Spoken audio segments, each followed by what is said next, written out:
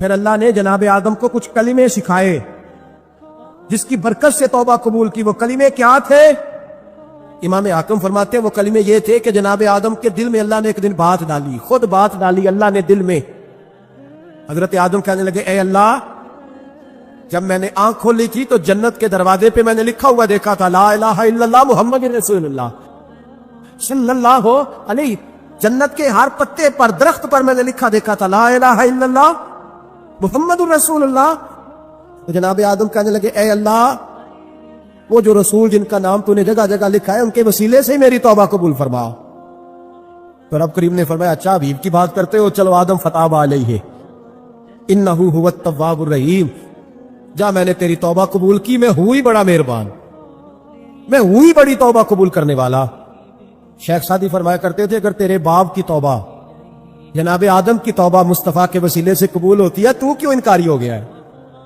تو کیوں انکاری ہو گیا؟ کیوں نہیں حضور کا وسیلہ مانگتا؟ میرے نبی پاک سید عالم صلی اللہ تعالی علیہ لوگ بڑی ڈھٹائی سے انکار کرتے ہیں، بڑی دلیری سے انکار کرتے ہیں. او خدا کے بندو، یہ وسیلہ تو بڑا ضروری ہے، یہ وسیلہ تو بڑا قیمتی ہے. میرے نبی پاک صلی اللہ تعالی علیہ وآلہ وسلم نے خود یہ وسیلہ سکھایا. صحابہ اس کے قائل تھے. صحابہ تو دروازے رسول پہ جا رہے، ایک بار نہیں بار بار جا رہے. تو اکڑ کے پھر رہا ہے، اکڑ کے پھر رہا ہے. بڑی ضروری ہے یہ بات کرنی، بڑی ضروری، اور یہ بات آپ کے لیے سیکھنی. ذرا غور کریں، شیطان کی غلطی کیا ہے پتہ ہے آپ کو؟ اللہ کو نہیں مانتا تھا، لا الہ الا اللہ کو نہیں مانتا تھا، اللہ کو نہیں مانتا تھا. نہیں تو پتہ نہیں نہ اس گل کا. اور میں تمہیں اگر پوچھا نا آج دی خبر کی یہ تازی تو تمہیں پتہ ہے. اور بھائی اس کو بھی سمجھیں، یہ عقیدہ ہے، یہ ایمان ہے، میری منت ہے، اس کو سمجھ لو، یہ کام آئے گا. یہاں عجیب رٹا ہے، یہاں لوگ معاذ اللہ تبارک و تعالی اللہ کا نام لے کے در رسول سے دور کر رہے ہیں. بہت بڑا دھوکہ ہے، بہت بڑی زیادتی ہے. امت کے دلوں پر خنجر چلتا ہے. اور میرا تو کلیجہ پھٹتا ہے جب میں ایسی تحریریں پڑھتا ہوں. سن یار تو کیا بیان کر رہا ہے؟ ڈر اللہ سے مرنا نہیں، نبی پاک کو منہ نہیں دکھانا، تو کیا کر رہا ہے؟ بتا نا شیطان کی غلطی کیا تھی. وہ تو صاف ستھری بات کر رہا تھا، یا اللہ ایک نہیں تو لاکھ سجدہ کرا میں تجھے کرتا ہوں. اللہ نے فرمایا ادھر آنا، میرے میرے میرے محبوب کو سجدہ کر. نظر لگا نہیں کرتا، فرمایا فخر فإنک رجیم، نکل جا تو لعنتی ہے. جو حضرت آدم کو وسیلہ نہ مانے وہ لعنتی ہے، اور جو روزہ رسول پہ کھڑا ہو کے کہے میں نبی کو وسیلہ نہیں مانتا، جو دروازے رسول پہ پہنچ کے کہے میں نبی پاک کو وسیلہ نہیں مانتا، جو مصطفیٰ کے وسیلہ ہونے کا انکار کرے. تو کہتا ہے کہ دنیا میں وسیلہ نہیں مانتا، اللہ تو قیامت کے دن بھی کہتا ہے جو مصطفیٰ کے پاس سے ہو کے آئیں گے میں بخش دوں گا. شفاعتی لآل الکبائر من امتی، حضور فرماتے ہیں موٹے موٹے گناہ گار آتے جائیں گے، کالی کملی کے نیچے چھپاتا جاؤں گا، جنت میں بھیجتا جاؤں گا. وہاں قیامت میں تیری معافی نہیں ہو رہی، تو یہاں نہیں مان رہا. تو کہتا ہے میری نمازیں، میرے روزے، میری زکاتیں، میرا جہاد کام آئے گا. سن، حضرت عبد الرحمن ابن عوف صحابہ میں سے تگڑا آدمی، اتنا بڑا شخص، اتنا بڑا آدمی کہ جس کے پیچھے میرے رسول نے نماز ادا فرمائی ہے. اتنا بڑا شخص ہر جہاد میں سب سے پہلے، سب سے امیر تھے، صدقات خیرات بڑھ بڑھ کے دیتے تھے، ساری نیکیاں. ایک بی بی نبی پاک کے لیے قمیض بنا کے لائی. ایک حدیث ہے، یہ بخاری مسلم ہے، ایک حدیث ہے کہ چادر بنا کے لائی، چادر بنا کے لائی، بڑے اچھے نقار نکالے، دروازہ رسول پہ آئی، حضور میری قبول کر لے. نبی پاک نے چادر اوڑی، اگرچہ ان کا نام شارحین نے لکھا ہے، صحیح حدیث میں صرف ایک صحابی کے لفظ ہے. شارحین کہتے ہیں کہ وہ عبد الرحمن ابن عوف تھے. چلو یار کوئی اور بھی تھے تو صحابی تو تھے نا، صحابی سے زیادہ تو نیک عمل ہم نہیں نہ کر سکتے. وہ صحابی تھے یا حضرت عبد الرحمن ابن عوف تھے. آئے، آ کے کہنے لگے یا رسول اللہ بڑی پیاری لگ رہی ہے آپ کو چادر. حضور بنانے والے نے تو بڑی بنائی تھی، پر جب آپ پہ آئی ہے پھر تو نور علی نور ہی ہو گئی ہے. حضور بڑی پیاری، کیا بات ہے، کیا بات ہے. مکھ چند بدر شاہ شانی ہے، متھے چمک دی لاٹ نورانی ہے، کالی زلف تے اکھ مستانی ہے، مخمور اکھی ہن مد بھریاں. سبحان اللہ، سبحان اللہ، سبحان اللہ. ما اجملکا ما اکملکا. اور جو آخر میں بات کی وہ بڑی بڑی منفرد ہے. کتنے مہر علی تے کتنے تیری ثنا، مشتاق اکھی کتنے جاڑیاں. پھر کہنے لگے کوئی مثل نہ ڈھولن دی، تو چپ کر مہر علی ایتھے جا نہیں بولن دی. تو چپ کر مہر علی ایتھے جا نہیں. لم جاتی نظیر کا فی نظر مثلے، تو نشد پیدا جانا ایتھے جا نہیں بولن دی. جناب عبد الرحمن، حضور کیا بات ہے، वद्दुहा वल्लैल इज़ा सजा। हबीब क्या बात है। हुजूर ने फरमाया तुझे अच्छी लग रही है? कहा हुजूर बड़ी अच्छी लग रही है, कुर्बान जाऊं, कौन देता है देने को मुंह चाहिए, देने वाला है सच्चा हमारा नबी। हुजूर ने फौरन चादर उतारी का अब्दुर्रहमान ले लो। देख के हुजूर चले गए।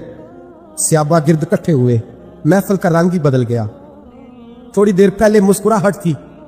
एक सहाबी गुस्से से बोले, कहने लगे अब्दुर्रहमान यार तू तगड़ा बंदा है, तू चाहे तो अभी बाहर जाके 100 चादर इस तरह की खरीदे। हुजूर तो किसी की कबूल ही नहीं करते, बड़ी मुश्किल से किसी की चीज लेते हैं, गरीब का ख्याल रखते हैं। हुजूर ने कबूल कर ली थी तो तू अजीब आदमी है, तूने मांग ली, ये ख्याल नहीं आया। पहले मुस्कुराते थी जब हुजूर और जनाब अब्दुर्रहमान, अब संजीदगी आई। अब संजीदगी के फौरन बाद जब सहाबी ने सवाल किया तो महफिल में आंसू आ गए। हजरत अब्दुर्रहमान रो पड़े। नमाजें भी हैं, जिहाद भी है, पर फख्र में किसी बात पे रो पड़े। कहने लगे ओ बेलिया तेरा क्या ख्याल है, मैंने ओढ़ने के लिए ली है, पहनने के लिए ली है? फरमाने लगे नहीं, अल्लाह की इज्जत की कसम, मैंने तो इसलिए ली है जब मरूंगा तो घर वालों को कहूंगा मुझे नबी पाक की चादर में कफन देना। उठाना बुखारी पढ़ना, हुजूर की चादर में कफन देना, इसलिए कि मुझे पता है जब मुस्तफा की चादर ओढ़ के जाऊंगा तो अल्लाह बेहिसाब ही बख्शिश फरमा देगा। तो भूख के मौके पर ना ऊंट पे बैठे थे, पीछे रह गए। ऊंट सुस्त था, थक गया, चल नहीं रहा था। हजरत अबू ज़र ग़िफ़ारी रज़ी अल्लाह ताला अन्हु पहले तो उसे ले गए ये गांव में कि ऊंट बीमार हो गया, उसका इलाज कराया, लेकिन जब वो ठीक ना हो सका ना तो ऊंट वहीं छोड़ दिया। हुजूर सल्लल्लाहु अलैहि वसल्लम के पीछे जरूर पहुंचने हैं मैदान तबूक में, तो जो सामान था वो सारा पुश्त पे रखा और अकेले ही चल दिए, तने तन्हा और पैदल। सामने से गर्द उड़ती हुई नजर आई तो लोगों ने कहा हुजूर पता नहीं कौन आया है। फरमाया तुम्हें नहीं पता, मुझे तो पता है ना, अबू ज़र ग़िफ़ारी आया है। अबू ज़र ग़िफ़ारी आए? फिर हुजूर ने फरमाया यमशी वाहिदा व यमूत वाहिदा व युबास वाहिदा।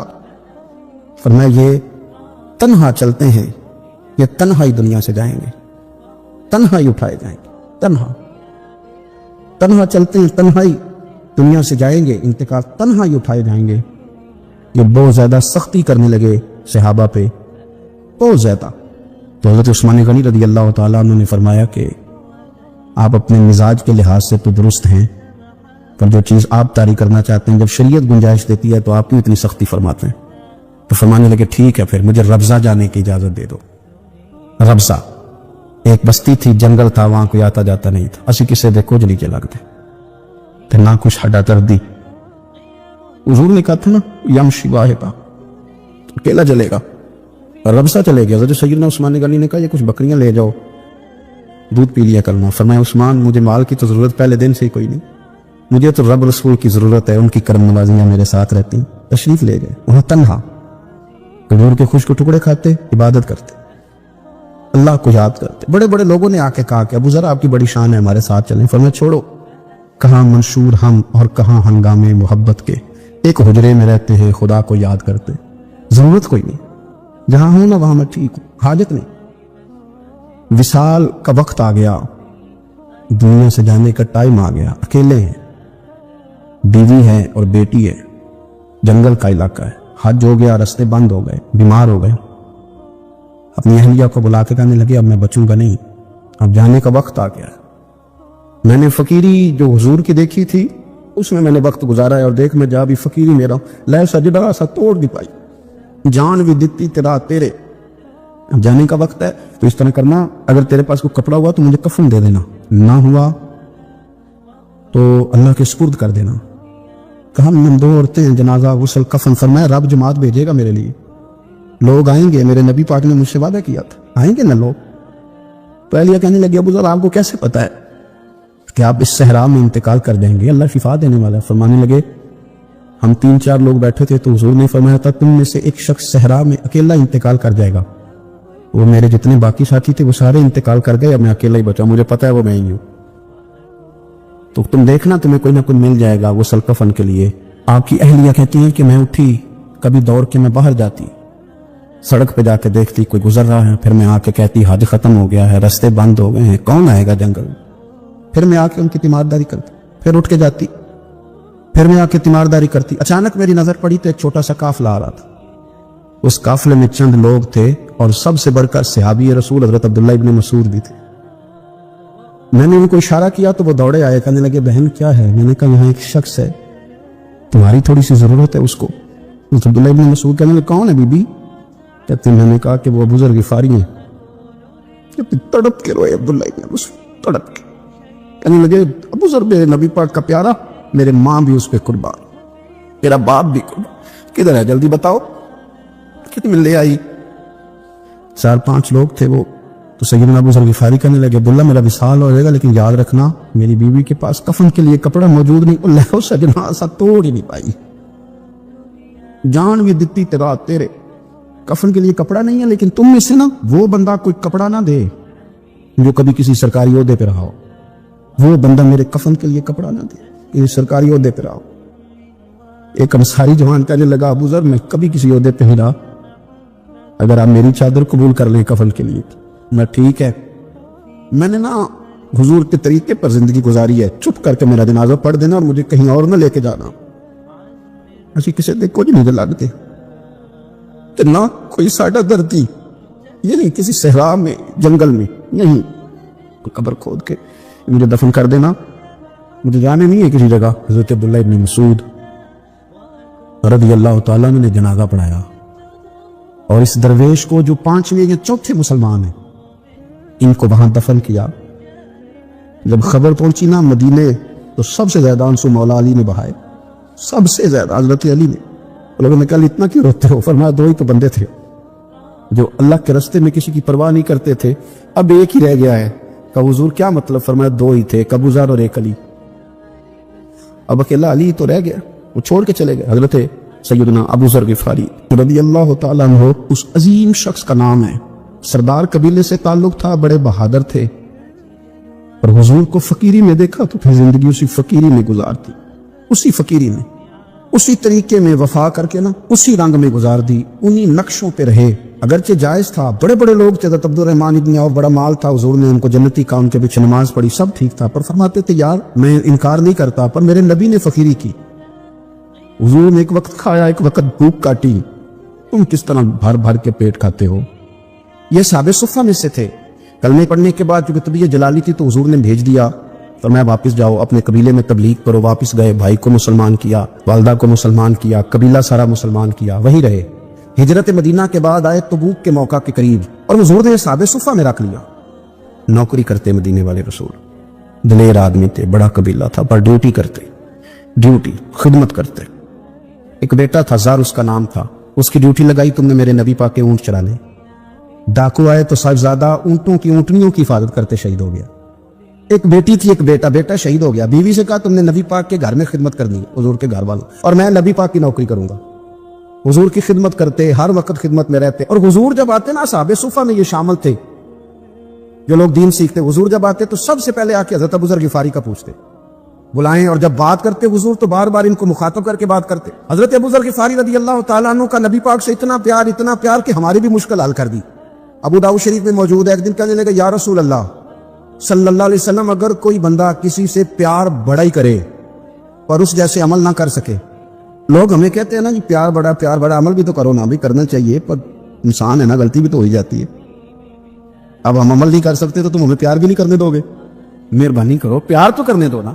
حضرت ابو ذر غفاری نے کہا, ابو داؤد شریف میں موجود ہے, یا رسول اللہ صلی اللہ تعالی علیہ وآلہ وسلم, حضور پیار بڑا کرے پر ان جیسے عمل نہ کرے تو حکم کیا ہے؟ تو حضور نے فرمایا پیار سچا کرے, اللہ قیامت کے دن جس سے محبت کرے گا نا اس کے ساتھ ہی دونوں کو اکٹھا فرما دے گا.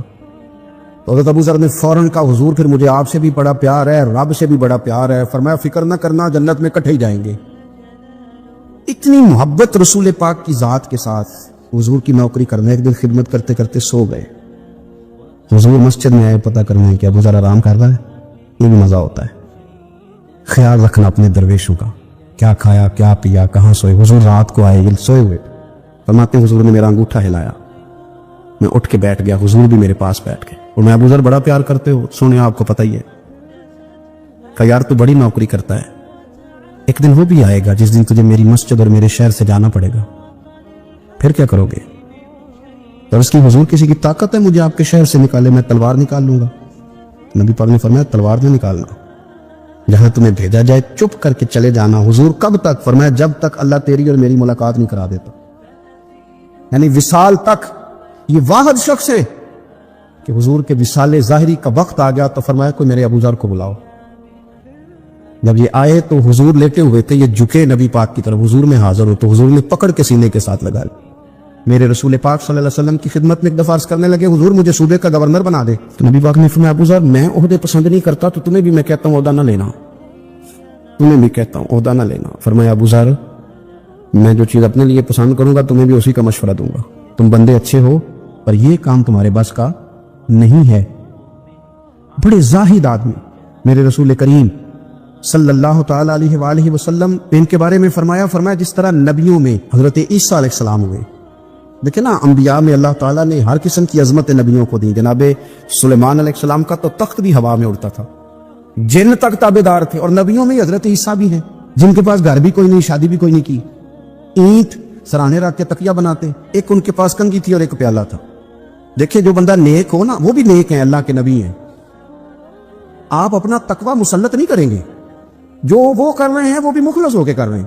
حکومتیں جو چلانی ہیں تو وہ کس نے چلانی ہے؟ اگر نیک بندے نہیں آئیں گے تو غلط لوگ آئیں گے, قوموں پہ ظلم کریں, وہ بھی اپنی جگہ ٹھیک ہے. لیکن یہ جو کر رہے ہیں یہ بات بھی اپنی جگہ بالکل ٹھیک ہے. ہم پتہ کیا کرتے ہیں, ہم چیزوں کو مسلط کرتے ہیں, ایک دوسرے پر مسلط نہیں کرے چیزوں کو. آپ جو کر سکتے ہیں, جو رستہ آپ کو صحیح لگتا ہے اختیار کر لیں. یہی تو ہمارے دین کا اصول ہے کہ سارے رستے واضح کر کے ہمیں دکھاتا ہے. حضرت عیسیٰ علیہ السلام نے ایک دن دیکھا کہ ایک بندہ نا انگلیوں کے ساتھ اپنے بال سیدھے کر رہا ہے. تو آپ نے فرمایا یار کنگھی کے بغیر بھی کام چل سکتا ہے, کنگھی بھی خیرات کر دی. دیکھا ایک بندہ ہاتھ کا تکیہ بنا کے لیٹا ہے تو فرمایا اینٹ بھی دے دو, کسی کے کام آ جائے گی. ایک دن دیکھا کہ ایک بندہ نا یوں چلو میں پانی پی رہا ہے, فرمایا پیالہ بھی رہنے دو, اس کے بغیر بھی کام چل ہی جاتا ہے. جناب عیسیٰ کا یہ زہد تھا. میرے نبی پاک علیہ السلام نے فرمایا جس نے جناب عیسیٰ کا زہد دیکھنا ہو وہ میرے ابو ذر غفاری کو دیکھے, ان کو دیکھے. یہ دنیا میں جناب عیسیٰ کے زہد کے مطابق چلتے پھرتے, ساری زندگی دولت کو مال کو پسند نہیں کیا. جہاں رہتے تھے ایک گورنر صاحب نے 300 دینار تحفے میں بھیجے. تو ایک ہوتا ہے نا بندہ کہتا نہیں ضرورت نہیں. اور حضور سید عالم صلی اللہ علیہ وسلم نے حضرت عمر سے فرمایا تھا جو خود بخود آ جائے وہ قبول کر لو اللہ کی طرف سے. لیکن ان کا رنگ فقیری والا تھا اور تھوڑا نوکھا تھا. 300 دینار آئے تو فرمانے لگے اسے جا کے کہو تمہیں کوئی اور بندہ نہیں ملا دھوکہ دینے کے لیے, میرے گھر ہی مال بھیج دیا ہے. فرمانے لگے میرے پاس گدھا ہے سواری کرنے کے لیے, میرے پاس بکریاں ہیں دودھ پینے کے لیے, میرے پاس ایک چادر اضافی ہے سامان میں سے. میں تو ڈرتا ہوں کہ رب کہیں اس چادر کے بارے میں سوال نہ پوچھے, اور تم ہو کہ میرے پاس یہ لے کے آئے ہو. حضرت عثمان غنی کے پاس جا کے کہا کرتے کتنا لوگوں کے پاس پیسہ آ گیا ہے, ہر بندے کے گھر میں مال ہے, یہ کیا ہو رہا ہے, لوگوں سے کہیں خرچ کرے غریبوں پہ. تو عثمان غنی فرمانے لگے تمہیں تو خوش ہونا چاہیے کہ میرے دور میں لوگ خوشحال ہو گئے. آپ فرمانے لگے نہیں, وہ والا رنگ زیادہ بہتر ہے جو مدینے والے نے اختیار فرمایا, کیونکہ کچا رنگ للاری والا چڑھدا تے لیندا رہندا عشق تیرے دا رنگ محمد, جدوں چڑھ جائے پھر نہیں لین. حضرت مصعب ابن عمیر بڑے مالدار تھے اور بڑے مہنگے جوڑے پہنتے تھے, پھر اللہ نے کرم کیا اور حضور کی غلامی میں آ گئے.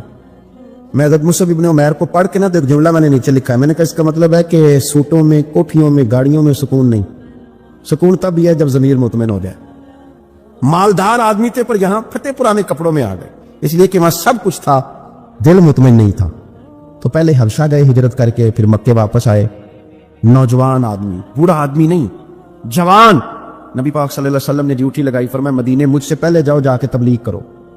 یہ وہاں گئے, کسی کے گھر میں حضرت اسد بن زرارہ رضی اللہ تعالیٰ عنہ کے گھر میں ڈیرا لگایا. وہاں بنی ظفر کا ایک گھر تھا, ایک حضرت اسد بن زرارہ کا, وہاں تبلیغ کرتے, دین بتاتے.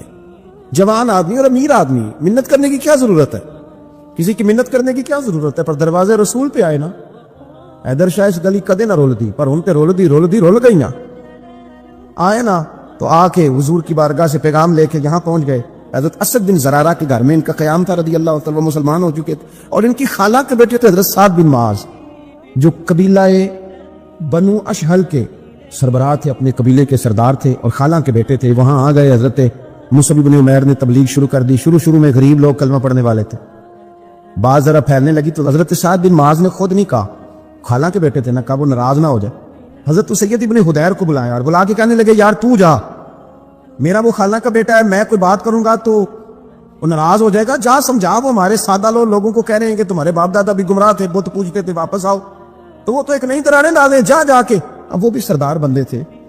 تو دوسرا یہ کہ اگر کوئی کسی کو اشتعال دلا کے بھیجے وہ کسی کو کہہ کے بھیجے کہ جا جا کے کمال کر دے، تو ہی ہے جو اٹھا سکے. تو آپ کو پتہ ہے چودھری صاحب کو تو 3 دفعہ چودھری صحیح کر کے کہہ دے تو کام ویسے ہی اللہ ماشاءاللہ اوپر چلا جاتا ہے. چودھری صاحب کہتے ہیں میں چودھری بن کے دکھانا ہے، ہو ہی نہیں سکتا. سیٹھ صاحب کو 2-4 دفعہ آپ نے کہنا ہے آپ سیٹھ صاحب ہیں تو معاملہ جو ہے وہ اوپر چلا جاتا ہے. کہ جوان بچے ہیں ان کو آپ کہہ دیں کہ اتنا تو جوان ہے اور فلانا تجھے بات کر گیا تو پہلے بیچارہ چاہے بھول بھی گیا ہو وہ چلا جاتا ہے گھر سے بندوق لینے. انہوں نے کہا تو ہی اٹھا سکتا ہے، پورا ان کو تیار کر کے بھیجا تو وہ ڈنڈا لے کے آئے اور سخت بات کی آ کے حضرت مصعب بن عمیر کے ساتھ. حالانکہ یہ بھی بڑی امیر ماں کے بیٹے اور بڑے عجیب جملے کہے کہ کوئی کام نہیں ملا تو اب یہ شروع کر لیا تم لوگوں نے، بڑی باتیں کی. پورا غصہ لے گیا نا. یہ بھی ایک لہجہ تھا، جواب میں حضرت مصعب بن عمیر کا بھی لہجہ تھا. اور باتیں کرتے رہے تو یہ ہنستے رہے تو یار اس رستے کا مسافر ہی نہیں. یہ تو ان کو پوچھنا جو مسافر ہے، کہہ جو کہنا ہے. تو تر شروع ہو کے گالی 1000 دے، یہ وہ نشہ ہی نہیں جو کوئی ترشی اتار دے. تو کر جو تو نے بات کرنی ہے وہ کرتے ہیں. جب غصہ ٹھنڈا ہو گیا سارا کچھ کہہ چکے تو حضرت مصعب بن عمیر کہنے لگے جی آپ نے ڈانٹا ہے، ہم تو تیار بیٹھے ہیں جانے کے لیے. گئے بس 2-3 باتیں ہماری بھی سن لیں گے. میں کہا سنائیے. 2-3 آیتیں پڑھی قرآن پاک، تھوڑا سا حضور کی سیرت نور کو چھیڑا تو وہ ڈنڈا انہوں نے پھینک دیا. فرمانے لگے اس دین میں داخل ہونا ہو تو طریقہ کیا ہے؟ تو حضرت مصعب بن عمیر کہنے لگے آپ غسل کریں، کپڑے بدلے، آئے میں کلمہ پڑھاتا ہوں. انہوں نے غسل کیا، کپڑے بدلے، کلمہ پڑھا. اب واپس گئے تو ان کو پتا تھا میں نے جانا ہے تو سعد بن معاذ نے رزلٹ پوچھنا ہے. کہتے ہیں اس نے مجھے بھیجا تھا تو میں نے بھی اسے بھیجنا ہے. کہتے ہیں میں نے جا کے کہا اس قبیلے کا قبیلہ بنی عارصہ کے ساتھ مقابلہ چلتا تھا. کہتے ہیں میں نے بھی اسی طرح کی سٹوری سنائی جا کے. حالانکہ حضرت سعد بن معاذ کہتے ہیں جب یہ آ رہے تھے نا واپس تو میں سمجھ رہا تھا بندہ وہ نہیں جو میں نے بھیجا تھا، اس میں کوئی انقلاب آ گیا، تبدیلی آ گئی. آ کے کہنے لگے یار تیری وہ خالہ کا بیٹا ہے، میں نے کیا مقابلہ کرنا ہے، وہ تو بنو عارصہ والے بھی لڑ رہے ہیں، تمہارا شریکہ بھی لڑائی کر رہا ہے، تو تم جاؤ ان کو بھی منع کرو اور اپنے شریکے کو بھی کہو کہ یہ ہمارے گھر کا مسئلہ ہے، ہم خود نمٹ لیں گے، تم جاؤ. کہتے ہیں میں نے کہا اچھا اگر تجھ سے بھی نہیں نہ ہوا تو اب مجھے 2 ہاتھ کرنے پڑیں گے. آستینیں چڑھا لی، ڈنڈا پکڑ لیا. کہتے ہیں گیا اور جا کے جو مجھ سے ہو سکتا تھا میں نے کہا. جب میں پوری طرح کہہ چکا نا، اب وہاں تو لہجہ بدل چکا تھا نا. حضرت سیدنا مصعب بن عمیر تو طے کر لیا تھا نا، سیکھا تھا نا حضور سے. تو معاملہ بڑا انفرادی تھا، رنگ ہی بڑا انوکھا تھا، کہے جس نے جو کہنا ہے. اب یہاں تو معاملہ دوسری طرح کا ہوگا. پوری کہتے ہیں میں نے بات کر لی تو وہ میں نے کہا جاتے ہو کہ نہیں؟ کہنے لگے تھی جانا ہے. جانا کیوں نہیں؟ تاری مار اڑانا باہو اسی تے گئی اڈا نہ رہے تیار بیٹھے. ہمیں مدینے والے نے کہا تھا حبشہ جاؤ تو گئے تھے، واپس مکے آؤ تو آئے تھے، اب یہاں بھیجا ہے تو تاری مار اڑانا باہو اسی تے اب گئی اڈن ہارے. آپ نے فرمایا جانا تو ہے اور آپ کہہ رہے ہیں جاؤ تو ہم جاتے ہیں، لڑائی نہیں کرتے، پر 2-3 باتیں ہماری بھی سن لو. حضرت سعد بن معاذ کہنے لگے سناؤ. تو حضرت مصعب بن عمیر کا لہجے کا حسن، لہجے کی خوبصورتی. لوگ کہتے ہیں جی آپ کے پاس ایسا کیا ہے؟ تو بھی جواب یہ ہے کچھ تو ایسا ہے نا جو تمہارے پاس نہیں، کچھ تو ایسا ہے نا. تو جاؤ ٹٹولو، سوچو، پتا کرو، کچھ تو ایسا ہے نا جو تمہارے پاس نہیں ہے. وہ تلاش کرنا چاہیے کہ جو کہیں اور نہیں ہے، اور اگر نہیں تمہارے پاس تو وہ حاصل کرو، پیدا کرو. حضرت سیدنا مصعب بن عمیر نے 2-3 آیتیں سنائی، حضور کی باتیں سنائی. تو سن کے صحابہ کی باتیں جب لوگ مسلمہ ہوتے تھے، پھر سرور عالم کی یارو گفتار کا عالم کیا ہوگا. انہوں نے 2-3 باتیں سنائی تو حضرت سعد بن معاذ بھی مسلمان ہو گئے. اب واپس گئے. یہ قبیلے کے سردار تھے اور یہ وہ لیڈر تھے جن پر قبیلہ جان دیتا تھا.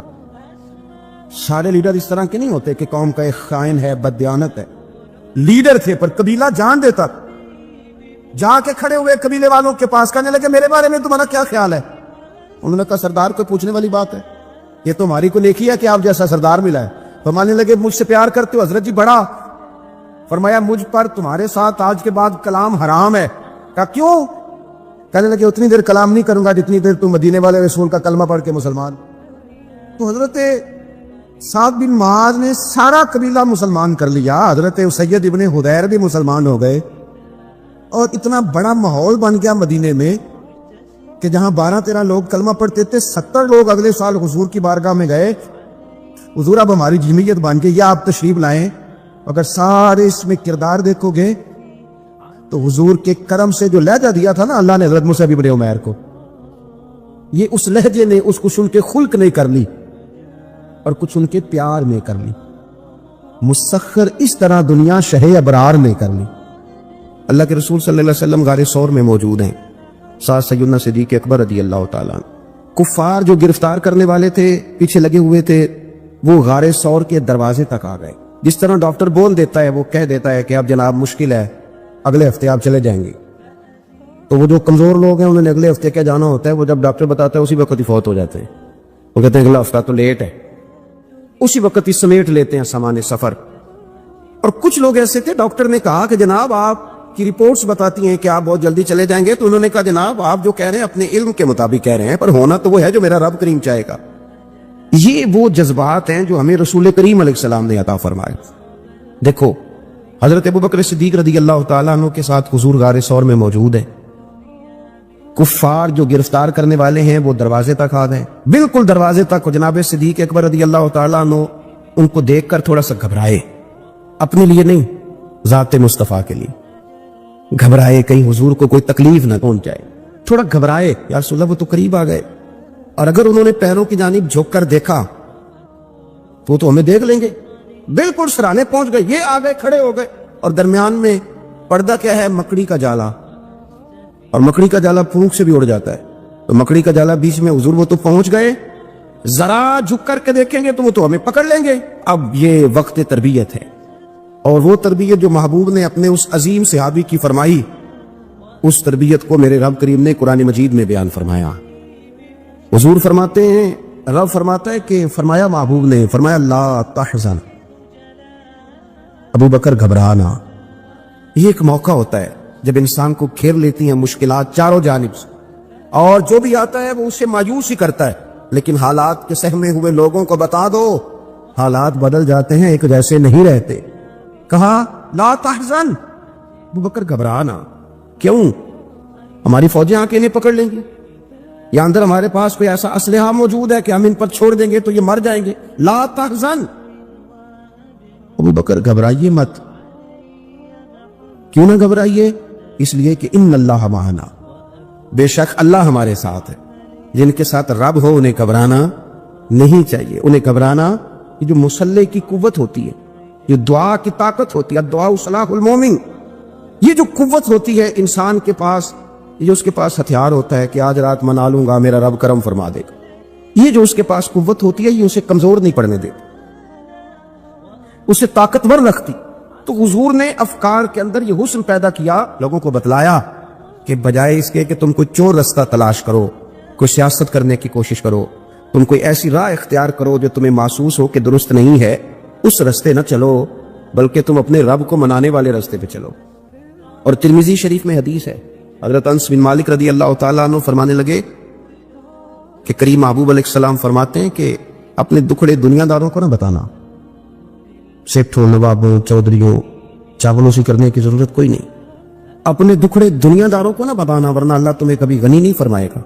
فرمایا اپنے دکھ اپنے رب کریم کی بارگاہ میں عرض کرنا، جلدی یا دیر سے اللہ تمہیں لوگوں سے بے نیاز کر دے گا. تربیت فرمائی. ہم لوگوں نے تیزی سے اپنے آپ کو کمزور کیا ہے. توجہ کا مرکز دنیا دار. وہ اکبر الہآبادی نے کہا تھا کہ مصیبت میں بھی اب یاد خدا ہم کو نہیں آتی، دعا منہ سے نہ نکلی، جیبوں سے عرضیاں نکلی. اب بھی نہ لوگ درخواستیں جمع کراتے ہیں، دعائیں نہیں کرتے. تو بھائی ایک تو یہ کہ توحید باری تعالیٰ کے بارے میں اصل نظریات، افکار کا حسن، پاکیزگی، اور آپ کا اپنے رب کی جانب پورا توجہ کرنا. ہمارے ہاں اب تو خیر کرامتیں فیس بک پہ آتی ہیں اور لوگ اس کا سوال بھی بڑا تگڑا کر کے کرتے ہیں. اور جو بچے چھوٹے موٹے ہماری طرح طالب علم ہوتے ہیں، کچھ کتابیں پڑھنے والے دین کے، وہ کئی دفعہ الجھ جاتے ہیں کہ اب اس کو ٹیلی کیسے کریں، ساتھ کیسے جوڑیں. ایسی کرامتیں اور کرامت بیان کرنا بھی لوگوں نے ذمہ داری سمجھ لیا ہے. حالانکہ جڑے محرم راز حقیقت دے وہ تے راز حقیقت کھول دے ہی نہیں. اے جنہ ویکھیا نہیں وہ کرن گلاں، جنہ ویکھ لیا ہو تے بول دے ہی نہیں، تو بات ہی نہیں کرتے. تو کرامت نا جوڑ جاڑ کے نا کہیں فٹ کی جاتی ہے.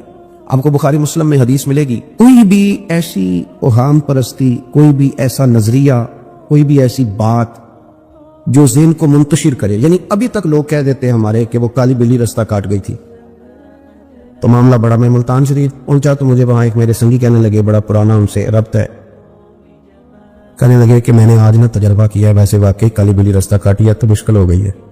میں نے انہیں کہا کہ آپ کا تجربہ سجدہ صاحب کا محتاج ہے، آپ کو دوبارہ سے تجربہ کرنا چاہیے. خدا کے بندے, کالی بلی رستہ کاٹ جائے تو مشکل ہوتی ہے, تو میرا تو سارے رستے, کئی کالی گاڑیاں رستہ کاٹ گئی. اب کیا کیا جائے؟ ایک کمزوری ہے, افکار میں کمزوری نہیں پیدا کریں, کچا پن نہ پیدا کریں, آپ مضبوطی لائیں. بخاری مسلم میں آپ کو حدیث ملے گی, سرور کائنات علیہ السلام کے صاحبزادے جناب ابراہیم علیہ السلام وصال فرما گئے, اور کیفیت یہ تھی کہ انہوں نے حضور کی مقدس گود میں آخری سانس لیا. داڑھی مبارک محبوب کی آنسوں سے بھر گئی. حضرت انس کہتے ہیں عرض کی یا رسول اللہ آپ بھی آنسو بہاتے ہیں؟ فرمایا میرا بیٹا گیا ہے تو آنسو نکل آئے ہیں, اور نہ میری زبان پہ وہی جاری ہے جس سے میرا رب راضی ہوتا ہے.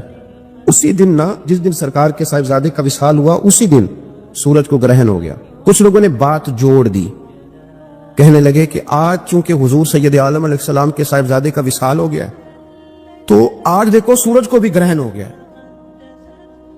بات جوڑ دی, غم کی کیفیت تھی, سرکار کی مقدس داڑھی آنسوں سے بھری ہوئی تھی, حالات کا تقاضا اور اس کی سمت کچھ اور تھی. حضور نے جمعے کا انتظار نہیں فرمایا, فرمایا بلاؤ لوگوں کو مسجد میں. لوگ جمع ہو گئے, اور صحابہ فرماتے ہیں ہمارے خیال میں یہ تھا کہ یہ موقع نہیں تھا. آج نہ جہاد کے لیے کوئی حکم آنا ہے, کس مقصد کے لیے حضور نے طلب فرمایا, لیکن جب ہم گئے اتنا ضروری کام ہے نظریات کا صاف ہونا.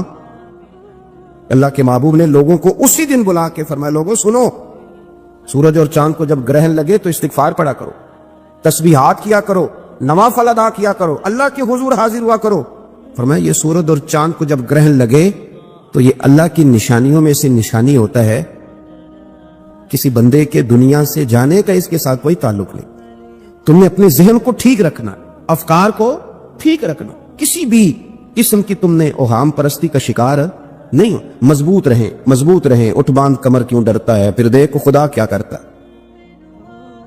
آپ مضبوط رہیں, جب مضبوط رہیں گے تو انشاءاللہ توانائی اللہ کی طرف سے عطا کر دی جائے گی. دوسری بات, نبی پاک صلی اللہ تعالی علیہ وسلم نے نا تمام انبیاء کرام علیہ السلام کے بارے میں لوگوں کے ذہنوں کی اصلاح کی. آپ کبھی قرآن حکیم کا مطالعہ فرمائیں, احادیث مبارکہ کو پڑھیں, تو میرے محبوب کریم کی شان یہ ہے کہ حضور نا انبیاء کی شانیں بیان کرتے. حضرت موسیٰ کلیم اللہ ہیں, کس نے ہمیں بتایا؟ قرآن و حدیث نے بتایا. شانیں بیان کی نبیوں کی, عظمتیں بیان کی. حضرت ابراہیم خلیل اللہ ہے, یہ ہمیں قرآن نے بتایا, حضور نے بتایا, لیکن ساتھ ہمیں یہ بھی بتایا کہ ہیں یہ اللہ کے بندے, ہیں یہ اللہ کے رسول. نبی پاک صلی اللہ تعالی علیہ وسلم نے افکار اور نظریات انبیاء کے بارے میں لوگوں کے درست فرمائے. مجموع الزوائد میں حضرت مولا علی شیر خدا رضی اللہ تعالیٰ عنہ کی حدیث مروی ہے, ایک بدو آ گیا حضور کی بارگاہ میں کچھ مانگنے کے لیے. مولا کائنات رضی اللہ تعالیٰ عنہ فرماتے سرکار جب کسی بات کا جواب نہ دینا چاہتے تھے تو خاموش ہو جاتے تھے, کچھ دیر خاموش رہتے تھے. اور حضور کا خاموش رہنا بھی ہمارے محدثین نے محفوظ کیا ہے. اقسام حدیث میں سے ایک حدیث ہے جسے حدیث تقریری کہا جاتا ہے. وہ حدیث ہے جس میں حضور خاموش رہے, کوئی کام کیا گیا تو سرکار خاموش رہے. حضرت مولا علی کہتے ہیں حضور نا خاموش ہو گئے, لیکن چونکہ دیہاتی تھا, سادہ تھا, اس نے جب بار بار گفتگو چھیڑنا چاہی تو پھر حضور نے فرمایا چل پھر مانگ لے, کیا مانگتا ہے, مانگ لے پھر کیا مانگتا ہے, کر سوال. دیہاتی تھا, سادہ آدمی تھا. مولا کائنات فرماتے ہیں ہمیں یوں لگا کہ اب نہ یہ آخرت اپنی سوار جائے گا, جنت کا سوال کرے گا, لیکن بڑا ہی سادہ تھا. مانگنے پہ بھی آیا تو کیا مانگا, کہنے لگا یا رسول اللہ صلی اللہ علیہ وسلم میں نے سفر کرنا ہے, مجھے ایک اونٹ نہیں عطا کر دیتے. حضرت سلطان باہو سے کسی نے کہا کہ بڑے لوگ مرید ہوتے ہیں, تو فرمانے لگے رابطہ طالب کوئی نہیں ملیا, جو ملیا طالب زرد آؤ. تو بہت سارے لوگ ایسے آتے ہیں جو کامل شیخ کے پاس بھی آ کے کہتے ہیں دکان کوئی نہیں چلتی, یہ تو کسی سیٹ سے مشورہ کر لیتے, کاروبار چلانے کا آپ کو ڈھنگ بتا دیتا. یہ یہاں کے بھی آپ نے یہی سوال کیا, یہاں پہنچ کے بھی یہی سوال. تو نبی پاک صلی اللہ تعالی علیہ وسلم سے کہنے لگا ایک اونٹ دے دیں آنے جانے کے لیے. حضرت علی کہتے ہیں ہمیں بڑا افسوس ہوا, یار تو آیا کہاں پہ ہے اور تو مانگ کیا رہا ہے, تو بارگاہ دیکھ اور اپنا سوال دے, تو کہاں کھڑا ہے, کیا مانگ رہا. حضور مسکرائے اور مسکرا کر کے فرمایا کہ اونٹ تجھے دیا, چل کچھ اور بھی مانگ لے. حضرت علی کہتے ہیں ہم نے کہا اب جنت مانگے گا یہ حضور سے, تو بڑا ہی بولا تھا. کہنے لگا جی اگر آپ کچھ اور بھی دینا چاہتے ہیں تو اونٹ پہ ڈالنے کے لیے کجاوا بھی دے دیں. تو حضرت مولا علی شیر خدا فرماتے ہیں ہمیں پھر بڑا افسوس ہوا کہ یار دیکھو اتنا چانس ملا پھر کھو دیا ہے. رسول کریم علیہ السلام بھی مسکرائے، اور سرور کائنات کی جو مسکراہٹ ہوتی تھی وہ نہ خوشیاں تقسیم کرتی تھی۔ اعلیٰ حضرت رحمۃ اللہ علیہ فرماتے ہیں جس کی تسکین سے روتے ہوئے ہنس پڑے، جس کی تسکین سے روتے۔ اب یہاں سوال پیدا ہوتا تھا کہ پھر اس مسکراہٹ کے لیے تو انتظار کرنا پڑتا ہوگا کہ حضور مسکرائیں تو روتے ہوئے ہنسیں، تو اگلا شعر بھی ہے اور جواب بھی ہے۔ فرمانے لگے جس کی تسکین سے روتے ہوئے ہنس پڑے، اس تبسم کی عادت پہ لاکھوں صلاح ہو۔ یہ تو عادت ہے حضور کی، یہ تو عادت ہے مسکراتے رہنا۔ تو حضور بھی زیر لب مسکرائے۔ تیسری دفعہ میرے کریم نے پھر فرمایا چل مانگ لے کچھ، تجھے ایک چانس اور دیتے ہیں۔ پر مولا کائنات فرماتے ہیں بڑا ہی بھولا تھا، تیسرا چانس ملا، گویا گولڈن چانس ملا، لیکن پھر بھی وہیں کا وہیں رہ گیا۔ کہنے لگا ٹھیک ہے، اگر آپ کچھ اور بھی دینا چاہتے ہیں تو میرا سفر لمبا ہے، آنے جانے کا خرچہ بھی دے دے۔ اللہ اکبر۔ اب حضور عقائد کی بابت بتانے لگے کہ رسالت کے بارے میں، محبوب کے بارے میں عقیدہ کیسا ہونا چاہیے۔ تو حضور علیہ السلام فرمانے لگے تجھ سے تو وہ بنی اسرائیل کی بڑھیا ہی اچھی تھی۔ یا رسول اللہ صلی اللہ علیہ وسلم کون سی؟ تو حضور فرمانے لگے جناب موسیٰ علیہ السلام کو حکم ہوا ہجرت کریں، تو آپ جانے لگے، تو پھر ارشاد خداوندی ہوا کہ جہاں حضرت یوسف علیہ السلام مدفون ہے، آپ کا مزار پر انوار ہے، اگر آپ کو جانا ہے تو پھر ان کے تابوت کو بھی آپ نکال کر کے ساتھ لے جائیں۔ حضرت سیدنا موسیٰ علیہ السلام نے لوگوں سے پوچھا تمہیں پتہ ہے جناب یوسف کا مزار کہاں ہے؟ کسی کو نہیں پتا۔ ایک بوڑھی اماں ہے ضعیف العمر، اس کو خبر ہے۔ حضرت موسیٰ علیہ السلام نے اس سے کہا اماں تو بتائے گی کہ حضرت یوسف کا مزار کہاں ہے؟ تو کہنے لگی بتاؤں گی پر مفت نہیں بتاؤں گی۔ یہ حضور بیان کر رہے، بتاؤں گی پر فری میں نہیں بتاؤں گی، میں نا مفت تھوڑی بتاؤں گی۔ فرمایا چل تو اپنی قیمت بتا بتانے کی۔ تو کہنے لگی میں اس شرط پہ جناب یوسف کے مزار کا پتہ بتاؤں گی کہ آپ مجھے جنت میں وہ والا گھر دیں گے جس کے پڑوسی جناب موسیٰ علیہ السلام ہو۔ آپ کے پڑوس میں گھر چاہیے، تجھ سے تجھی کو مانگ کے میں نے مانگ لی ساری کائنات، وہ والا مکان چاہیے جس کے پڑوسی آپ ہوں۔ تو حضرت موسیٰ کلیم فرمانے لگے اماں چل جنت مانگ، تو نبیوں کے قریب مکان مانگ رہی ہے، وہ تو بڑا اونچا درجہ ہوگا، تم بڑی دور پہنچ گئی، اتنی بڑی سوسائٹی میں پلاٹ مانگ لیا، وہاں پہنچ گئی۔ تو بوڑھی کہنے لگی ٹھیک ہے، پھر اگر یہ معاملہ ہے تو پھر ختم ہو گئی بات، اگر آپ نہیں بتاتے تو چاہے میں بھی نہیں پتہ بتاتی۔ یا وہ اڑ گئی، ٹھہر گئی، اور اڑی بھی کس طرح؟ یہ بھی میرے اللہ کی توفیق، میری طلب بھی تو تیرے کرم کا صدقہ ہے، میری طلب بھی تو تیرے کرم کا صدقہ ہے، یہ پاؤں اٹھتے نہیں بلکہ یہ اٹھائے جاتے ہیں۔ تو وہ کہنے لگی میں نہیں پھر بتاتی، آپ کسی اور سے پوچھ لیں۔ جناب موسیٰ خاموش ہوئے تو ارشاد خدا بندی ہوا کلیم اپنے پڑوس میں مکان دینے کا وعدہ آپ کر لیں اور مکان انہیں میں عطا کر دوں گا۔ تو حضور سید عالم صلی اللہ تعالی علیہ وسلم نے اس بدو کی موجودگی میں تربیت فرمائی صحابہ کی، یہ چیزیں بھی حضور نے عطا فرمائی، امت کو درس دیا۔ ایک وقت 24 گھنٹوں میں ایسا لایا کر اس میں تو اپنے رب کو دکھڑے سنائے، اس میں تو دعائیں مانگے، اس میں تو عرض و نیاز کرے، اس میں تو اپنے گناہوں کی معافی چاہے۔ اعلیٰ حضرت کے والد گرامی سے کسی نے پوچھا مولانا نقی علی خان صاحب سے کہ حضرت جی فرعون 500 سال ہی حکومت کر گیا، 500 سال ہی حکومت کر گیا، اللہ کا مقابلہ کرنے والا پکا کافر بے ایمان۔ تو آپ فرمانے لگے ملا رومی کی وہ کتاب پڑھو مثنوی، جس میں انہوں نے لکھا ہے کہ جب ساری دنیا سو جاتی تھی تو فرعون اٹھ کے مصلے پہ بیٹھتا تھا، کہتا تھا یا اللہ معاف کر دے، رب تو ہی ہے، گنہگار بڑا ہوں پر مہربانی کر۔ روز معافیاں مانگتا تھا تو رب کریم کی قدرت نے مہلت دی کہ روز توبہ کرتا ہے، چلو ایک دن سچی بھی کاری جائے تو اچھا ہے، اللہ نے مہلت دی۔ اور میرے بھائی اگر تو روز رات مصلے پہ بیٹھے تو تجھے مہلت ملے، عذاب نہ آئے۔ اگر تو اپنے رب کے ساتھ تنہائی کرے تو اللہ تجھے مہلت دے، سزا نہ دے۔ لیکن ہم یہ وقت نکالتے ہی نہیں، اللہ کے ساتھ میت کا ہمارا مزاج ہی نہیں۔ ترمذی شریف میں نبی پاک علیہ السلام نے فرمایا دنیا داروں کو دکھڑے نہ سنایا کر، مالداروں کے سامنے رونے نہ رویا کر، یہ تجھے کیا دے سکتے؟ تو اٹھ کے جائے گا تو کہیں گے محنت کرتا نہیں، روز مانگنے آ جاتا ہے۔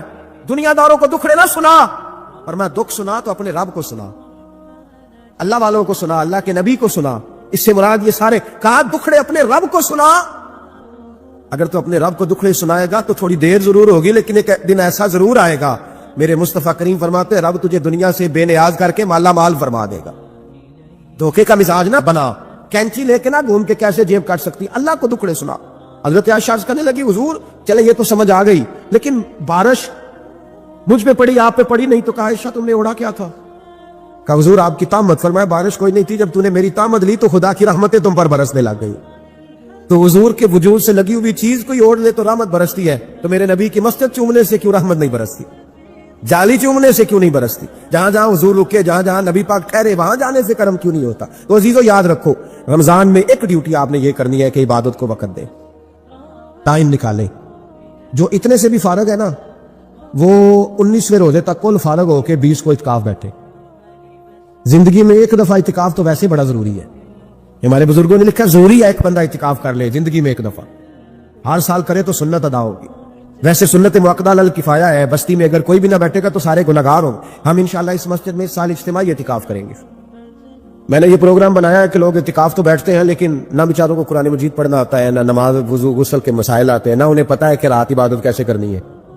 تو میں نے یہ ارادہ کیا اس سال، میں نے معافی لیا ہاتھ باندھ کے، میں نے کہا یار سارا سال میں پورے ملک میں گھومتا ہوں، اس سال رمضان میں میرا ارادہ ہے میں صرف اپنے شہر میں رہوں، میں کہیں نہ جاؤں، تاکہ جو جہاں سے بھی چل کے آئی اسے فون نہ کرنا پڑے، میں اسے مل جاؤں ویسے ہی۔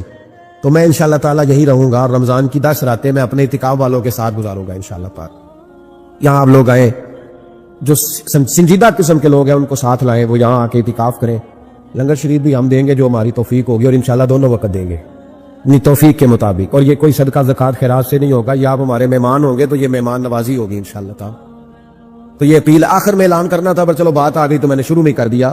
یہاں ہم مقدور بھر کوشش کریں گے آپ کے لیے اجتماعی اعتکاف کا بندوبست، ہمارے جو دیگر طلباء علماء ہوں گے وہ بھی آپ کے ساتھ وقت گزاریں گے، وضو غسل نماز کی چیزیں سکھائیں گے، آپ کو قرآن مجید پڑھنا پڑھانا سکھائیں گے۔ 10 دنوں میں جو ممکن ہو سکے گا ہم انشاءاللہ تعالیٰ کریں گے۔ تو اعتکاف میں وقت دے۔ دوسرا کام آپ نے یہ کرنا ہے رمضان شریف میں کہ قرآن پاک زیادہ سے زیادہ پڑھنا ہے، پڑھیں گے انشاءاللہ۔ اگر آپ ناراض نہ ہو تو ہم نے قرآن مجید پڑھنا بالکل ہی چھوڑ دیا، قرآن پاک کھلتا ہی نہیں، توجہ ہی نہیں، مزاج ہی نہیں، سارا دن بیت جاتا ہے، قرآن مجید نہیں کھلتا، قرآن مجید نہیں پڑھا جاتا۔ ایک شخص مجھ سے ملنا چاہ رہے تھے مسجد نبوی شریف میں حاضر تھا، تو وہ ایک دفعہ آئے گزر گئے، میں قرآن شریف پڑھ رہا تھا، پھر آئے تو گزر گئے قرآن شریف، تیسری دفعہ پھر آئے تو کہنے لگے آپ نے کتنا کو پڑھنا ہے؟ میں نے ان سے کہا کہ مہربانی کرو مجھے دعا دو کہ اللہ مجھے پڑھتا ہی رکھے۔ آپ نے یہ کیا لفظ ادا کر لیے کہ کتنا کو پڑھنا ہے؟ خدا کے بندو یہاں کام کیا ہے؟ اگر تلاوت بھی نہیں کرنی تو کرنا کیا ہے؟ وہاں میں اکثر کہتا ہوں کہ چونکہ ہم تو مسیتڑ ہیں، ہمارا تو مزاج ہے مسجدوں میں رہنے کا، چونکہ عام لوگوں کا مزاج نہیں ہوتا تو وہاں بھی بازاروں کو ٹائم زیادہ دیتے ہیں، خریداری میں وقت زیادہ لگاتے ہیں۔ اگر ہماری طبیعت مسجد میں بیٹھنے کی ہو، قرآن پاک پڑھنے کی ہو تو بڑا ذوق بن جائے۔ قرآن مجید امام اعظم ابو حنیفہ امام اعظم رمضان شریف کے اندر 61 قرآن مجید پڑھا کرتے تھے۔ کتنے؟ 60 اور 1 61۔ ایک قرآن شریف دن میں پڑھتے، ایک رات کو پڑھتے، پورے دن میں قرآن مجید ختم کرتے، ایک رات کو۔ اور آپ فرماتے ہیں 61واں قرآن مجید وہ تھا جو میں تراویحوں میں سنا کرتا تھا۔ 61 قرآن پاک آپ ہر رمضان میں پڑھا کرتے تھے۔ میری آپ سے گزارش ہے، ایک سپارہ مسجد میں پڑھے رمضان میں، ایک سپارہ گھر میں پڑھے۔ مسجد میں پڑھیں گے تو مسجد کا حق ادا ہوگا، اور گھر میں قرآن پاک کھول کے بیٹھیں گے تو بچے بھی آ کے پاس بیٹھ جائیں گے، چھوٹے چھوٹے بچے۔ یہ کبھی تجربہ کرنا، یہ بخشش کا ذریعہ ہے۔ جب آپ بچوں کی ماں سویرے سویرے بڑا اچھا دوپٹہ لے کے اور مصلی بچھا کے اور قرآن مجید کی ریل رکھ کے اور پھر اس کو خوشبو لگا کے جب کھولتی ہے نا، تو اس کی جو 2-2.5 سال کی بچی ہوتی ہے وہ بھی کہیں سے دوپٹہ ڈھونڈنے لگ جاتی ہے، وہ بھی دوپٹہ لے کے آتی ہے، وہ دائیں بیٹھتی ہے۔ اس کا جو 4 سال کا بچہ ہوتا ہے نا، اگر ابا بیٹھا ہے تو 4 سال کا بچہ بھی کہیں سے ٹوپی ڈھونڈ کے لاتا ہے، اسے پڑھنا نہیں آتا لیکن وہ بھی آ کے نا سپارہ لے کے بیٹھ جاتا ہے۔ میں نے دیکھا ہے بچے تھوڑا تھوڑا ہلنے لگتے ہیں۔ قسم اللہ کی عزت کی، مجھے ایسے لگتا ہے کہ جب بیٹیوں کے بیچ ماں بیٹھ کے قرآن پڑھتی ہے اور جب بیٹوں کے بیچ باپ بیٹھ کے قرآن پڑھتا ہے تو مجھے لگتا ہے خدا کے فرشتے بھی آسمان کے دروازے کھول کھول کے دیکھتے ہیں، کھول کھول کے دروازے دیکھتے ہیں کہ یہ کس طرح کا رنگ ہے کہ چھوٹا سا بچہ توتلی زبان۔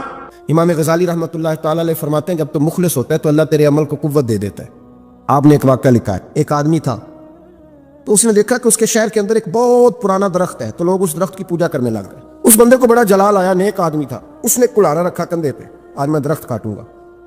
چلا گیا، جب پہنچا نا درخت کاٹنے کے لیے تو اس نے، ابھی وہ چوک میں تھا کہ ایک شخص ملا اسے، اس نے کہا میں نہیں کاٹنے دوں گا۔ کہا تو کون ہے؟ میں تو کاٹوں گا۔ کہا تو نہیں نہ کرتا اس کی پوجا، دنیا کرتی ہے، تجھے کیا لگے؟ معاذ اللہ، یہ بھی وسوسہ ہے نا، تجھے کیا لگے؟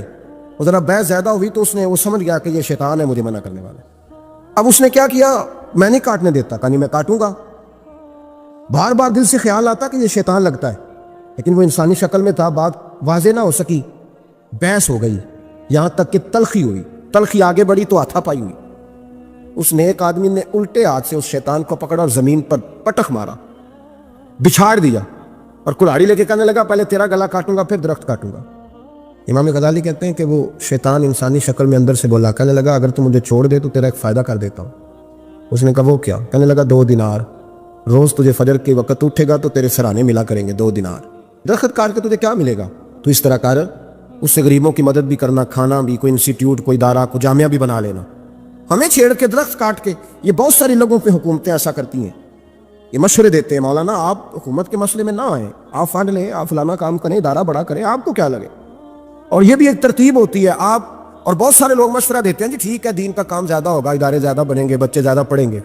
लेकिन दीन का मिजाज ये है कि जो गलत बात करे उसे रोका भी जाए और टोका भी जाए, उसे समझाया भी जाए। ये मिजाज है दीन।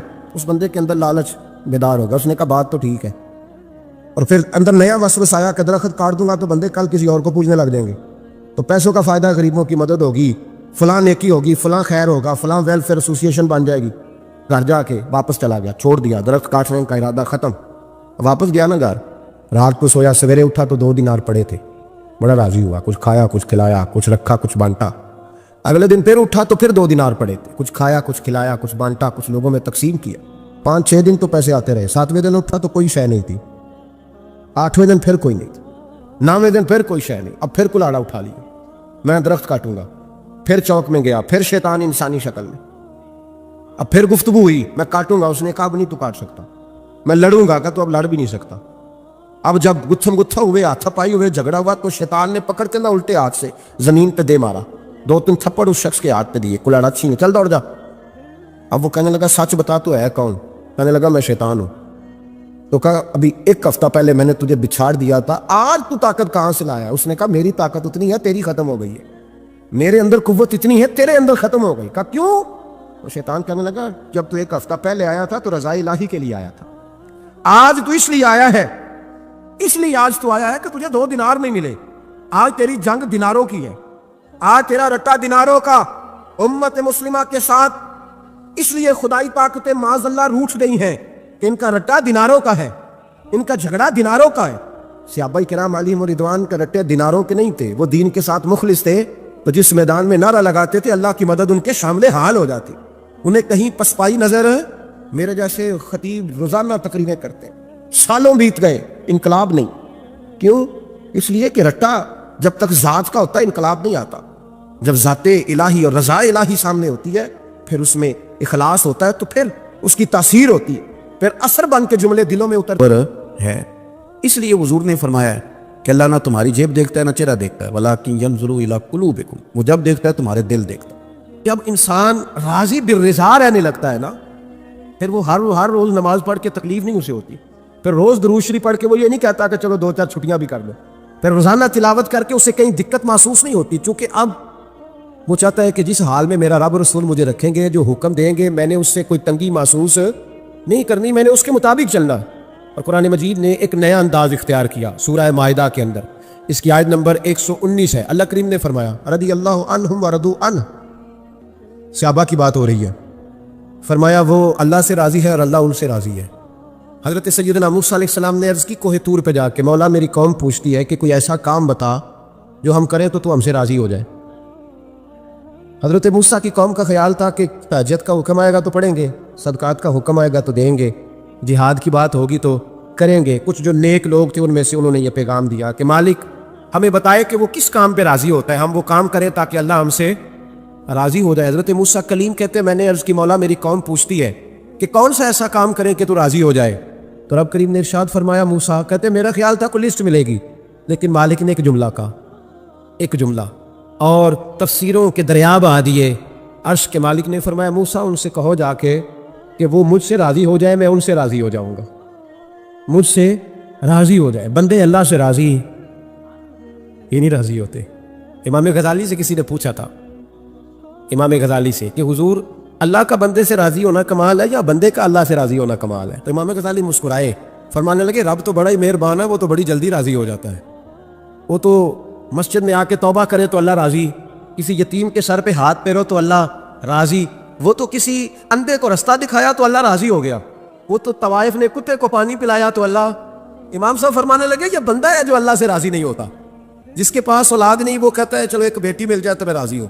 بیٹی مل گئی تو کہتا ہے اب ایک بیٹا بھی ملے تو پھر راضی ہوں. پھر کہتا ہے یہ دونوں اچھی تعلیم حاصل کر لے تو پھر میں راضی ہوں. پھر کہتا ہے یہ بہت زیادہ پیسے کمائے تو پھر میں راضی ہوں. بہرحال راضی ہوتا، لیکن جو راضی ہو جاتا ہے نا، اللہ اکبر، جو اللہ سے راضی، سکھ ہی بڑا رہتا ہے، سکون میں بڑا رہتا ہے، مطمئن بڑا رہتا ہے. جو سمجھ لیتا ہے نا کہ جو میرے رب نے بہتر سمجھا وہ میرے اللہ نے مجھے. میں کبھی کبھی سوچتا ہوں کہ یار حضرت بلال حبشی نے کوئی عہدہ نہیں مانگا ساری زندگی. انہوں نے نہیں کہا مجھے بھی ایک صوبے کا گورنر بناؤ میری بھی خدمات ہے، مجھے بھی وزیر خزانہ بناؤ میرا بھی کچھ بنتا ہے.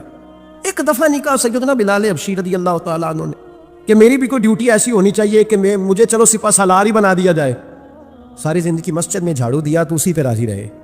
ساری زندگی محبوب کے مہمانوں کا لنگر پکایا تو اسی پہ راضی رہے. ساری زندگی میرے محبوب علیہ السلام کے بچوں کی نوکری کی تو اسی پہ راضی رہے. راضی بالرضا رہے. حدیث پاک سنیے، نبی پاک علیہ السلام نے ایک دن صحابہ سے پوچھا کہ تم کیا سمجھتے ہو اپنے دل کو، جب پوچھتے ہو دل پہ توجہ کرتے ہو تو کیا جانتے ہو؟ تو صحابہ عرض کرنے لگے یا رسول اللہ جب ہم اپنے دل پہ توجہ کرتے ہیں تو ہم سمجھتے ہیں کہ اللہ نے ہمیں ایمان عطا فرمایا ہے. تو حضور نے فرمایا تمہارے ایمان کی دلیل کیا ہے؟ ایمان کی کوئی دلیل بھی تو ہوتی ہے نا. ہمارے زمانے میں تو کوئی دلیل نہیں. نماز نہیں پڑھتا پھر بھی میں مسلمان ہوں، روزہ نہیں رکھتا پھر بھی مسلمان، جھوٹ صبح سے شام تک. کہتا خبردار کسی نے مجھے ذرا بھی بات کی سب سے بڑا مسلمان میں ہی ہوں. بددیانتی، دھوکہ، فریب، فرار، لیکن خبردار کسی نے کوئی بات کی سب سے بڑا مفتی میں ہی ہوں. جرم سارے پائے جاتے. دلیل کیا ہے بھائی؟ اگر دیکھیں نا، اگر درخت ہے تو دلیل یہ ہے کہ پھل بھی ہے، شاخیں بھی ہیں، لیکن تو صاحب ایمان ہے تو دلیل کیا ہے؟ تو نبی پاک صلی اللہ علیہ وسلم نے صحابہ سے پوچھا کہ تم ایماندار ہو تو دلیل دو. تو بڑے خوبصورت تھے میرے محبوب کے تیار کردہ لوگ. عرض کرنے لگے یا رسول اللہ ایمان کی دلیل یہ ہے کہ اگر اللہ ہمیں نعمت دیتا ہے تو ہم شکر ادا کرتے ہیں، اگر کبھی مصیبت آتی ہے تو ہم صبر کرتے ہیں، اور یا رسول اللہ ہم اپنے رب کے ہر فیصلے پر راضی رہتے ہیں. ہم اپنے اللہ کے ہر فیصلے پر. اب حضور نے رزلٹ کا اعلان کیا تو میرے محبوب فرمانے لگے پھر سنو میں گواہی دیتا ہوں واقعی اللہ نے تمہیں دولت ایمان عطا فرمائی ہوئی. پھر واقعی اللہ نے تمہیں دولت ہے.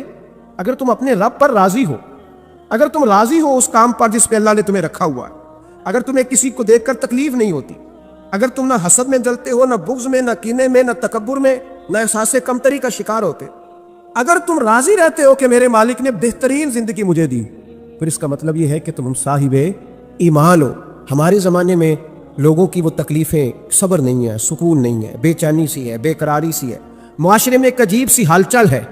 ہر آدمی سمجھتا ہے کہ وہ سامنے والا جو شخص ہے نا وہ بڑا سکھی ہے اور میں بڑی تکلیف میں ہوں. میں رات اپنے پیر بھائیوں کو سمجھا رہا تھا، میں کہہ رہا تھا یاد رکھنا جس آدمی کا عہدہ بڑا ہوتا ہے نا اس کا زخم بھی بڑا گہرا ہوتا ہے، اس کا زخم بھی بڑا. ہاں وہ کسی شاعر نے، شعر اردو کا ہے اور تھوڑا وکیل تھا شاعر بھی، تو بات بھی اس کی تھوڑی وکیل ہے. چلیں آپ سیانے لوگ ہیں، آپ کی سمجھ میں آ ہی جائے گی. اس نے کہا تھا کہ ہجوم غم میں بھی توہین نے ضبط غم نہ ہوئی، ہجوم غم میں بھی توہین نے ضبط غم نہ ہوئی، ہم اس احتیاط سے روئے کہ آنکھ نم نہ ہوئی. لوگوں کو نہیں پتہ چلا کہ ہم رو رہے ہیں، ہم نے واہ ویلا کر کے دنیا، ہم اس احتیاط سے روئے کہ ہماری آنکھ نم نہ ہوئی. ہم نے واہ ویلا کر کے نہیں بتایا کہ بڑی دقت میں، ہم نے اپنے آپ کو محفوظ رکھا، ضبط میں رکھا، حوصلے میں رکھا، اللہ کی رضا پہ راضی رہے، اپنے آپ کو اپنے رب کی رضا پر. میرے نبی پاک صلی اللہ تعالیٰ علیہ وسلم نے فرمایا کہ قیامت کے دن میری امت کا ایک گروہ ایسا ہوگا جسے اللہ تبارک و تعالیٰ اس طرح جنت میں پہنچا دے گا جیسے کوئی بندہ اڑ کے جنت میں چلا جاتا ہے. وہ جب جنت میں پہنچیں گے نا تو فرشتے ان سے پوچھیں گے تم نے حساب دیا؟ کہیں گے ہمیں تو پتہ ہی نہیں حساب کیا ہے. پل صراط سے گزرے؟ کہیں گے خبر ہی نہیں پل صراط کہاں ہے. تو یہاں کیسے آ گئے؟ کہیں گے اللہ کے فضل سے، اللہ کے فضل سے. تو کہا بتاؤ تو صحیح تمہاری نیکی کیا تھی؟ تو کہیں گے دو باتیں تھیں، ایک تو ہم اللہ کے حلال کو حلال جانتے تھے، رب کے حرام کو حرام جانتے تھے، اور دوسرا یہ تھا کہ ہم اللہ کے ہر فیصلے پہ راضی رہتے تھے. اللہ کے ہر فیصلے پہ. تو جو رب کریم کی رضا پہ راضی رہے پھر اسے کسی حساب کتاب کا سامنا نہیں کرنا پڑے گا، پھر اسے پل صراط کی دشوار گزار گھاٹیوں کا سامنا نہیں کرنا پڑے گا. شرط یہ ہے کہ وہ اللہ کی رضا پہ راضی رہے، وہ اللہ کے فیصلے کو بصیر و چشم مانے، وہ عاجزی اور انکساری کے ساتھ گردن جھکا دے اپنے مالک کے فیصلوں پر، جھکا دے. اللہ نے حضرت ابراہیم کو اولاد نہیں دی، پھر زمانے کے بعد دی، پھر دینے کے بعد کہا کہ جاؤ وادی غیر ذی زرع ان میں چھوڑ کے آؤ. سخت گرمیاں ہو جائے تو لوگ بچوں کو اسکول نہیں بھیجتے, چھٹیوں کا اعلان ہو جاتا ہے. لیکن حضرت ابراہیم چھوڑ آئے بچہ, اور بچہ ایک تو بچہ اللہ تعالیٰ روٹین میں دیتا ہے تو اس کی قدر و منزلت اور ہوتی ہے, اور ایک بندہ بڑی دعاؤں التجاؤ خواہشات کے بعد لیتا ہے, اس کی قدر و منزلت. وہ بچہ جو بڑی دعاؤں کے بعد لیا, کا چھوڑا ہو, کوئی کھانا نہیں, پانی نہیں, دانہ نہیں, حضرت ابراہیم چھوڑ آئے. 13 سال اکٹھے رہنے کی اجازت نہ ملی, اور جب اجازت ملی تو کہا چھری اٹھاؤ اور بیٹے کی گردن پہ چلا دو. آپ اس کو آسان کام سمجھتے ہیں؟ اتنی تسلیم و رضا, ہر فیصلے پہ راضی ہونا, ہر فیصلے پہ. یہاں ہمارا حال یہ ہے کہ 2 منٹ کے لیے تکلیف آتی ہے تو لوگ واہ ویلا کرتے, شور بچاتے, کفر بولتے. ہر آدمی آپ اس کو ٹٹول کے دیکھے تو کہتا ہے سب سے تکلیف میں ہی ہوں. کس سولی پہ لٹکے ہوئے ہم؟ آخر کون سا معاشرے کا ایسا دکھ ہے جو صرف ہمارے پاس ہی آ گیا؟ ہر آدمی کہتا ہے مجھے نہ چھیڑنا, سب سے زیادہ غمگین میں ہی ہوں. بھائی بتا تو صحیح نا کہ آخر کون سی ایسی چیز ہے جو مالک نے تجھے عطا نہیں فرمائی؟ لیکن ہماری آزمائشیں ہیں, ہمارے جملے ہیں, ہماری گفتگو ہے کہ ان سے شکوہ چھلکتا, ان سے شکایتیں ٹوٹ ٹوٹ کے نیچے گرتی ہیں. ہم یہ سوچتے ہی نہیں کہ ہمیں نہیں پتا ہمارے حق میں بہتر کیا ہے, ہمارے رب کو پتا ہے کہ ہمارے حق میں بہتر کیا ہے. اس لیے لوگ شکایت نہیں کرتے تھے. آج ہر بات پر شکایت ہے, ہر بات پر لوگ شکوہ کرتے ہیں, اور ہر بات پر لوگ اللہ تبارک و تعالیٰ کی بارگاہ ناز کے نافرمان بنتے ہیں. اور پھر سوال کیا, یا اللہ تو راضی ہو جا, یا اللہ تو. اور اللہ کیا فرماتے ہیں موسیٰ اپنی قوم سے کہو یہ مجھ سے راضی ہو جائے, میں بھی ان سے راضی ہو جاؤں گا. حضرت رابعہ بصری رحمۃ اللہ تعالیٰ علیہ نا طبقہ صوفیاء میں ایک بڑی منفرد حیثیت رکھتی ہیں, علیحدہ ایک مقام ہے, اور ان کی زندگی بتاتی ہے کہ اللہ کی معرفت اور رب تبارک و تعالیٰ کا قرب صرف مرد کے لیے خاص نہیں, اگر عورت بھی توجہ کرے تو اللہ اسے بھی خزانے کھول کے عطا فرماتا ہے, اسے بھی اللہ خزانے کھول. حضرت رابعہ بصری اکثر نہ اولیاء اللہ کی مجالس میں جا کے بیٹھتی تھی, بیٹھتی پردے کے اندر تھی لیکن بیٹھا کرتی تھی. جو لوگ اس رستے کے مسافر ہوتے ہیں وہ بات کو سمجھتے ہیں کہ یہ گہرا معاملہ ہوتا ہے, کسی جگہ سے کوئی ایسی چیز ملتی ہے جس کو فوری طور پر طبیعت اور نفس قبول نہیں کرتا. لیکن جو صوفیاء ہوتے ہیں نا, سالکین طریقت معرفت کے رستے کے مسافر, وہ چونکہ مسافر ہوتے ہیں تو انہیں جو بندہ بھی منزل کا رستہ بتاتا ہے وہ اس کی بات غور سے سنتے ہیں, اعتراضات نہیں کرتے, شکوے نہیں کرتے, بن کے نہیں بیٹھ جاتے. ہمارے زمانے میں مسافر نہیں ہیں طریقت کے, ہمارے زمانے میں یہاں مرید کامل ہیں, یہاں پھر پیر ہیں جو مطلق العنان ہے, جن کے سامنے جو سوال ہی نہیں پیدا ہوتا کسی اور کی بھی سنے, ممکن نہیں. حضرت رابعہ بصری بیٹھی تھی. حضرت سفیان ثوری بہت بڑا نام ہے, یہ وہ شخصیت ہے کہ جب جایا کرتے تھے تو اولیاء اللہ کھڑے ہو کے ان کا استقبال کرتے. بغداد میں اتنا بڑا درجہ تھا ان کا. حضرت جعفر بن سلیمان بھی بیٹھے تھے, سفیان ثوری بھی بیٹھے.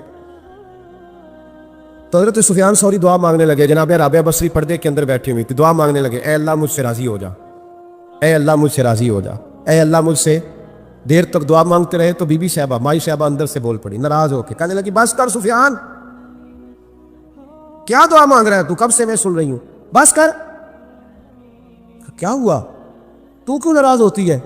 فرمانے لگی سفیان تو نے ایک بار بھی کہا میں نے برداشت کیا, دوسری بار بھی کہا, بتائیے دعا ٹھیک ہے کہ نہیں ان کی؟ اے اللہ تو مجھ سے راضی ہو جا. اس دعا پہ ناراض ہوگی مائی صاحبہ, کہنے لگی تو نے ایک بار بھی مانگی تو میں چپ رہی, دوسری بار بھی مانگی تو اب تو چپ ہی نہیں کر رہا, بس کر.